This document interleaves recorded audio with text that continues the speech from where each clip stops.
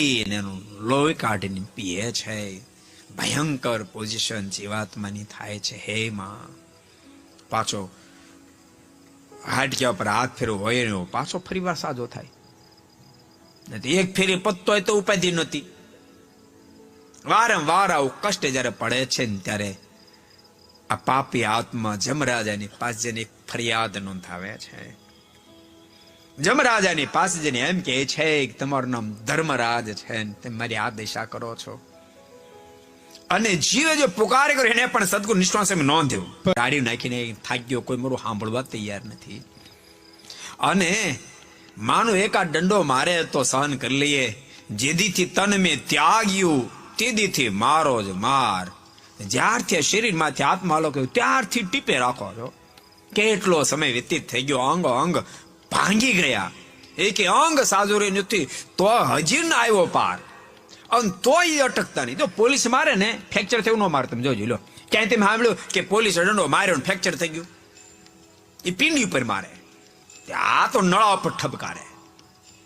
અંગો અંગ ભાંગી ગયા. જીવ પુકારીને એમ કે અંગો અંગ ભાંગી ગયા તોય હજી ના આવ્યો પાર. આંખોમાંથી આંસુડો ને ધારો થાય છે. અને જીવ ફરિયાદ નોંધાવે છે. એફઆર ફડાવતા જીવ જે કહે છે અને સર્વનામ સિદ્ધ ધાર્યું, જ્યારે દયા નહીં દિલમાં, તમારા દિલમાં એક છાંટા જેટલી દયા નથી. મુજ જેવા કંગાલ પર નથી કરુણા. જો કાય રંગ બનીને તમારી પાસે આજીજી કરવું પણ દયાનો છાંટો નથી.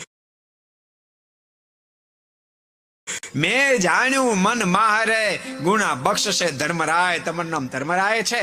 મારા ગુનાને માફ કરી દેશે માન્યો તું. ત્યાં તો સામો કોપ કરી મને નાખ્યો મહા દુઃખમાં.